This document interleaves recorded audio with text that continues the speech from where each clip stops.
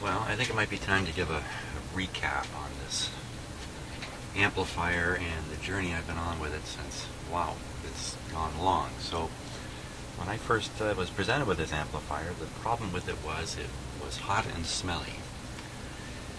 And after starting on it, I discovered that one of the two output tubes, they were 6V6s, appeared to be essentially worn out or burned out or something like that. The two tubes were so different. I installed a couple of new 6V6s. I may have changed a couple of capacitors at that time. I can't remember now, maybe these. And operated the set on restricted power. And things seem to be fairly okay. And then I can't remember the order of this, but it won't matter. I just kind of go over it. If I get a little out of order, it won't matter.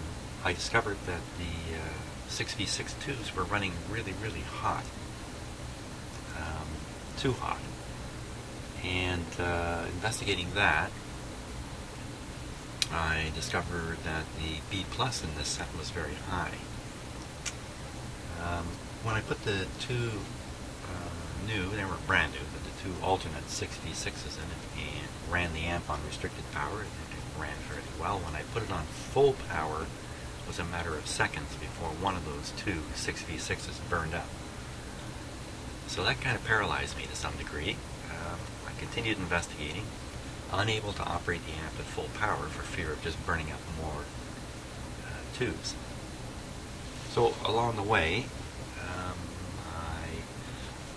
I investigated this wire that was off, and I began replacing more capacitors, and eventually determined that the B plus on this set under full power was over 500 volts, which is out of the range of a 6V6, although you might be able to plug in a 6V6 and run it for a while. That's basically out of the range of a 6V6 and just at the top of a 6L6 tube.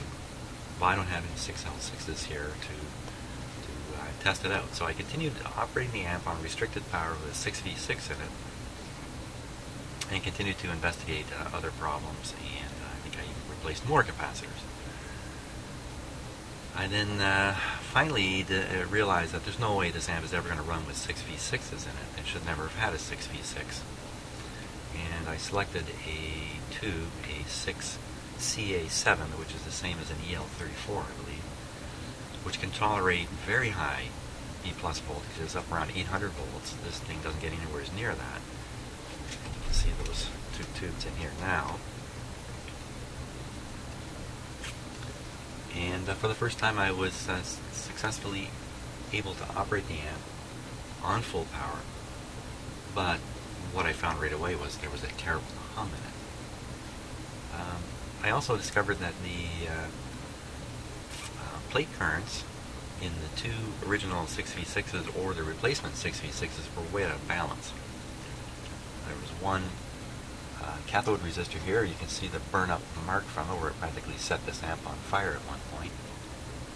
And so I eventually replaced the single cathode resistor for the two output tubes with two cathode resistors, you see them here, and their own bypass capacitors.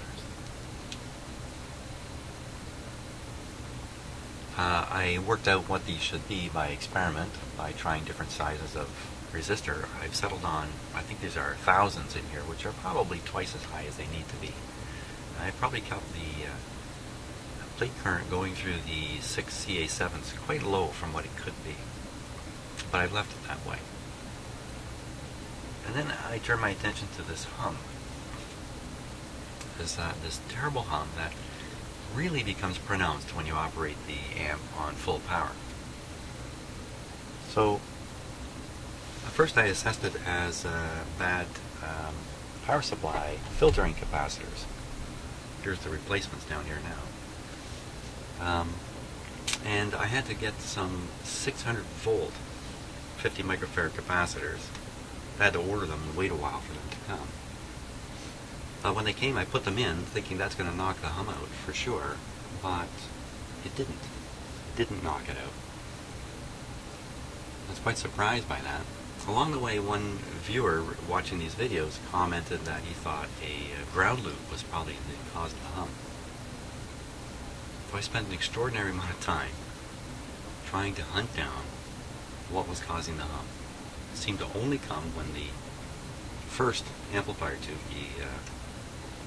this is the first amplifier, this is the second one, when the first amplifier tube was connected. This is the output from the amplifier tube. When I connected it, essentially, to the grid of the next tube, the hum would appear. So I investigated very thoroughly what's going on with this tube. I checked all the tubes. I did lots of things to try to isolate where the hum was coming from. In the end, I discovered something unusual about how the heaters had been supplied. And they're supplied from the transformer, of course. There's these two wires here. And they're just supplied with the heaters in parallel. But rather than run the wires in a parallel set of wires through here, or along with running a parallel set of wires through here, one side of the transformer supply, the 6.3 volt supply, was fed to the chassis, and then that was picked up by a chassis connection up here. So it's quite certain that is the source of the hum. So I lifted the ground from here, I reconnected the leads from the transformer, it made no difference. When I disconnected both transformer leads and did resistance measurements, I found that even with both these leads disconnected, there was a connection to the chassis, a 5 ohm connection to the chassis. I identified the wire here just by moving it as being shorted to the chassis, which I corrected the short. I then reconnected everything and performed another test and found once again that even with no connection to the chassis anywhere in here, somehow there was still 5 ohms to the chassis. I then operated the set, and of course the hum was still there. I disconnected the tone controls to verify they weren't causing any kind of hum. I don't know how they could, but it was almost an act of desperation at that point. So in the end, I've replaced almost all the capacitors. I then really just could not think of what to do next. So I went to write this up a little bit because it's such a complicated journey. As I began to write it up, something struck me, and I ran back in the shop here. I'm going to perform what I did. I'm going to do what I did, which came to me just in a flash. So let's start up the amp here. Okay, I'm going to start it up on restricted power. Now, there's a hint right on my bench about what it was that interested me, but I won't say what it was, but there's a hint sitting right here in view of the camera. Oh, Draper's come down for the exciting part here. Draper. You gonna jump up?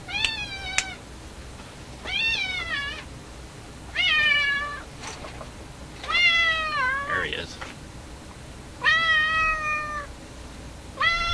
Yeah, he's pretty excited about this part.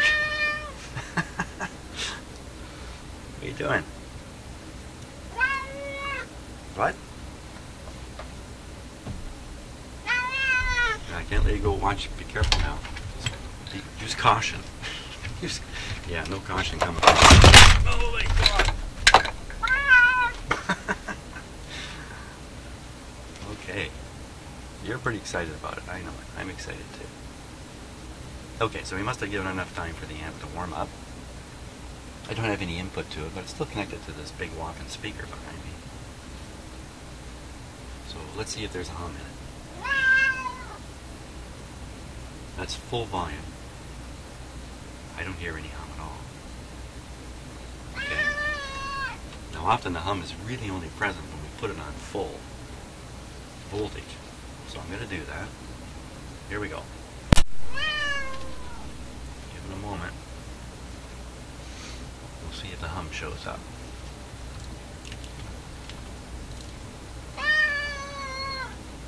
Do you hear the hum? Draper, can you hear it?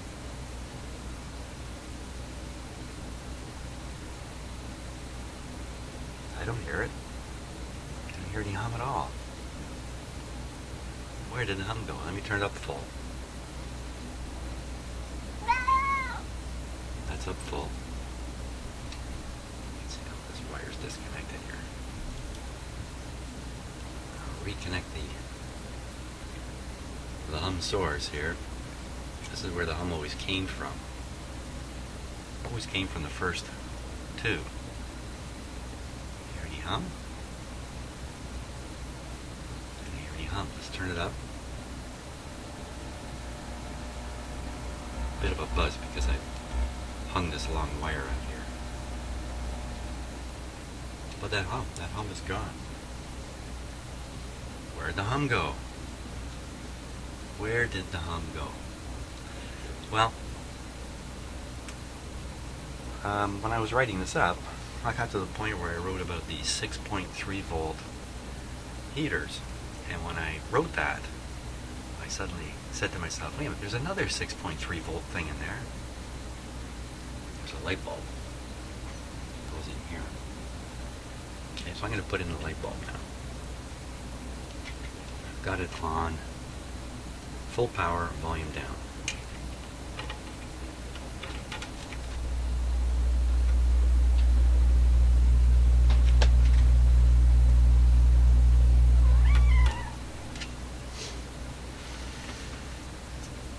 So what's going on there? What's going on there? Well, the light bulb's also fed from the 6.3 volts of the transformer. And the light bulb is not fed with two isolated wires, it's fed with one wire, even though you see two wires here. One of those wires is just connecting the socket to the frame, this wire here, and the frame is connected to the chassis. So the wire is actually being fed through the chassis, same as the tubes were being fed.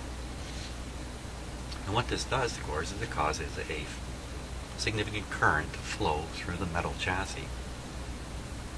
And on its way, that current is being picked up by other inputs, which are also connected directly to the chassis, all these plug-ins and stuff. And that's the cause of the hum. The cause of the hum is the light bulb. So that's the end of the story. Since I have all the everything floating here on the 6.3 volt power, nothing is grounded. All I need to do is just rewire this so it's fed directly from the transformer. And this thing is essentially hum-free at that point. So, thank you, whoever it was, I've forgotten again, I should really look, who suggested the ground loop being the source of the hum. It certainly was. And what gave me the sudden flash of something new to check, I don't know. But thank God I did, because, I mean, this light is no longer connected. I don't know if you noticed. When I put it in, it doesn't come on. Because there's only one line coming over. Because the output of the transformer is no longer grounded, the output of the 6.3 volts. So even with the light not coming on, it still connects the transformer to the chassis. And then various capacitances and other things can cause the current to flow into the input of the first two and generate the hum. So that's the whole story here. That's the end of the story. So thanks a lot for watching. See you on the next thing.